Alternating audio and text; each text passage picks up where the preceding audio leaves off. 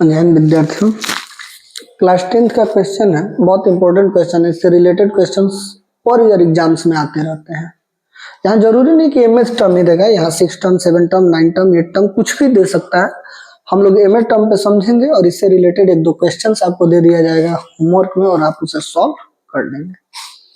क्या गिवन है हमारे पास बाबू? The ratio of the sum of n terms of 2 AP. दो अलग अलग एपीज की बातें हो रही है और दोनों के इन टर्म्स का सम दिया हुआ है। उस दोनों के इन टर्म्स के सम का रेशियो हम लोग रेशियो देखेंगे और रेशियो के बेस पे उसको हम लोग सॉल्व करेंगे। क्या गिवन है पहले लिख लेते हैं। गिवन है हमारे पास Sn1 upon Sn2 equal to 7n+1 और 4n + 27। Sn1 और Sn2 लिखने के पीछे का रीजन ये है ना कि हमें दो अलग अलग एपीज दिया हुआ है। तो Sn का formula n/2 2a + n-1 into D, n/2 2a n-1 और d इक्वल टू 7n+1 और 4n + 27। देखिए अलग अलग एपी हैं तो नंबर ऑफ टर्म्स तो सेम हो सकते हैं। मे बी दो एपीज हैं तो दोनों में 10 टर्म लिए तो नंबर ऑफ टर्म्स 10 हो गए, बट दोनों का कॉमन डिफरेंस और फर्स्ट टर्म सेम नहीं होंगे। अगर दोनों का कॉमन डिफरेंस और फर्स्ट टर्म भी सेम हो जाएंगे तो दोनों सेम ही एपी हो जाएगा ना। फिर डिफरेंट एपी हम उसको कैसे कह सकते हैं? तो यहाँ हम first term and common difference को अलग अलग ले लिया, n/2 डिडक्ट हो गया। यहां से ना मैं 2 कॉमन लूंगा तो 2 कॉमन लेंगे तो a + ia हो जाएगा n-1/2 इंटू डी।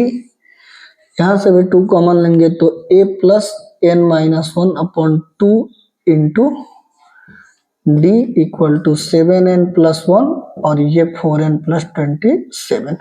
अब थोड़ा सा आप लोगों को लग रहा होगा कि मैंने 2 कैसे कॉमन ले लिया। आइए समझते हैं इसको। यहाँ 2 था, ले लिया, ये बचा। यहाँ 2 नहीं था तो हमने डिवाइड में 2 लगाया। क्यों लगाया डिवाइड में 2? देखिए जब अगर हम इसको अब मल्टीप्लाई करें तो हमें फिर यही मिलना चाहिए। तो इस 2 से a में मल्टीप्लाई कीजिएगा तो 2a मिल गया। अब इस 2 से उठा के इसमें मल्टीप्लाई कीजिए। जब इस 2 से हम इसमें मल्टीप्लाई करेंगे तो इस 2 से ये 2 डिडक्ट हो जाएगा, क्योंकि ये 2 आएगा तो यहाँ लगेगा और ये हो जाएगा दोनों मल्टीप्लाई में, तो इस 2 से ये 2 डिडक्ट हो जाएगा तो n-1 इंटू डी हमें मिल जाएगा।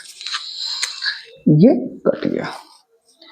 अब हमारे पास बचा क्या बाबू? तो a + n-1/2 इंटू डी और इधर बच गया हमारे पास a + n-1/2 into D 7n+1 upon में 4n + 27।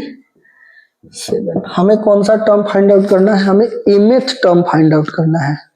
आइए गिवन क्या है? हमें nth टर्म गिवन है, सॉरी Sn दिया था। अब हमारे पास nth टर्म आ गया।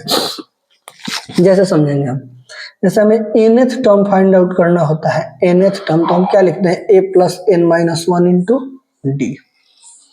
दैट मीन्स जो टर्म फाइंड आउट करना होता है उससे एक कम। मान लो कि हमें 8th टर्म फाइंड आउट करना है तो हम क्या लिखते हैं? a + n नहीं, अब 8th टर्म ना, तो 8-1 इंटू डी है ना, लिखते हैं। यानी यहाँ जो भी हमारे पास होना चाहिए, यहाँ पर ये हमारे पास क्या होना चाहिए? nth टर्म होगा तो n-1, 8th टर्म होगा तो 8-1 और 7th टर्म होगा तो 7-1, 6th टर्म होगा तो 6-1। तो अब हमारे पास है क्या? mth टर्म है ना, यानी m-1। आइए कहाँ होना चाहिए? इसके जगह पे ना, तो n-1/2। n-1/2 के जगह पे हमारे पास क्या होना चाहिए? m-1। अब इसको सॉल्व करते हैं हम, तो n-1 और 2 इधर से इधर, ये समझने के लिए मैंने बनाया था। इसको यहां से जब मैं इधर भेजूंगा तो 2 से मल्टीप्लाई होगा तो 2m-2, n equal to 2m-2। Minus में तो इधर आएगा तो प्लस में, तो n का वैल्यू हो गया 2m-1। इसको ले चल के हम n के जगह पे यहाँ पुट करेंगे। हमारे पास हो जाएगा a + n के जगह पे 2m-1 और पहले से एक -1 और है अपॉन में 2 इंटू डी। इधर a प्लस n के जगह पे हो जाएगा 2m माइनस 1, और पहले से एक और माइनस है ना, -1/2 और इनटू में d, इधर n जहां जहां था ना वहां भी यही रखेंगे, तो यहाँ हो जाएगा 2m माइनस 1 और प्लस 1, इधर हो जाएगा 4 2m माइनस 1 और प्लस 27।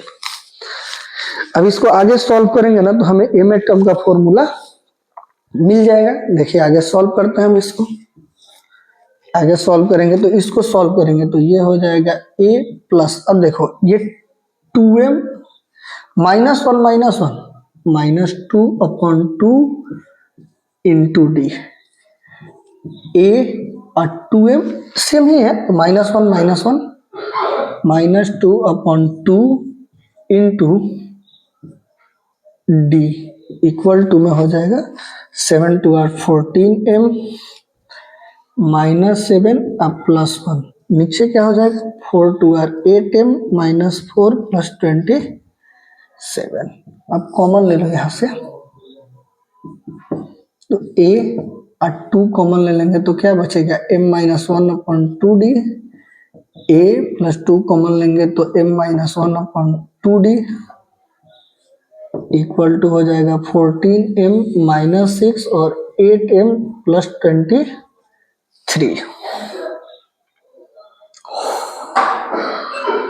2 से 2 डिडक्ट हो गया, क्या बच गया a plus m minus 1 into d और a plus m minus 1 into d equal to 14m -6 8m plus 20। ये रहा हमारे mth टर्म का रेशियो, ही ना फॉर्मूला होता है mth टर्म का, a plus m minus 1 into d. जैसे nth टर्म था तो a plus n minus 1 into d, तो mth टर्म तो a plus m minus 1 into d. और आपके लिए क्वेश्चन है, जैसे मैंने यहाँ mth टर्म रखा था, इसको हटा के 2 क्वेश्चन बनाइए, एक 7th टर्म के लिए एंड एक 9th टर्म के लिए। ये आप सॉल्व कीजिएगा। अगर क्वेश्चंस में कहीं भी डाउट लगे, समझ में ना आए तो जरूर मैसेज करें, आपका प्रॉब्लम सॉल्व करने का कोशिश किया जाएगा। धन्यवाद।